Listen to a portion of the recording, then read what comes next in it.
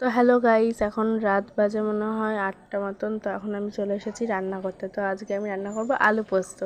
তো রান্নাঘরে এসে সব কিছু গুছিয়ে টুচিয়ে এনেছি।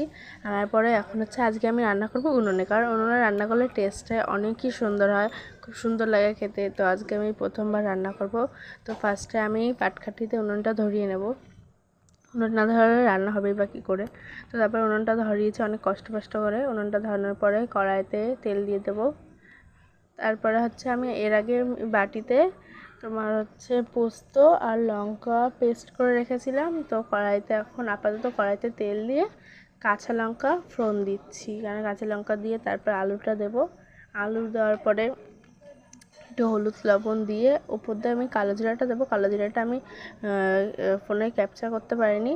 তারপরে মনে হলো একটু কালো জিরা, পরে মনে হলো কালো জিরা দিয়েছি। তো দেওয়ার পরে একটু নাড়াচাড়া করে নিয়ে তারপরে পোস্তটা দিয়ে দেবো। ওর মধ্যে একটু ভাজা ভাজা হয়ে গেলে আর কি পোস্তটা দেবো। ওই তো বললাম না তোমাদের যে পোস্তটা আগে বেটে রেখেছিলাম, হ্যাঁ মিক্সচারতে করে রেখেছিলাম। তো এটা দেওয়ার পরে আস্তে আস্তে এটা তেলটা ছাড়বে, মানে পুরো আলুর গায়ে গায়ে লেগে আসবে, একদম মাখা মাখা হয়ে যাবে। তারপরে এর মধ্যে জল দিয়ে দেবো। তো এখানে আমি 3 বাটি মতন জল দিয়েছি। তো জল দেওয়ার পরে ভালো করে ফুটিয়ে নিতে হবে। নেওয়ার পরে আর পোস্ত হয়ে যাবে রেডি। তারপরে খেয়ে দেখতে হবে কেমন লাগে। তো আমার আজকের ভিডিওটা যদি তোমাদের ভালো লাগে তো অবশ্যই লাইক কমেন্ট শেয়ার করো। আর এই ভিডিওটা জানিয়ে ভিউজ যাবে না, কারণ প্রথম ভিডিও বানাচ্ছি তো তাই। আজকে কথা tata, bye bye, love you all.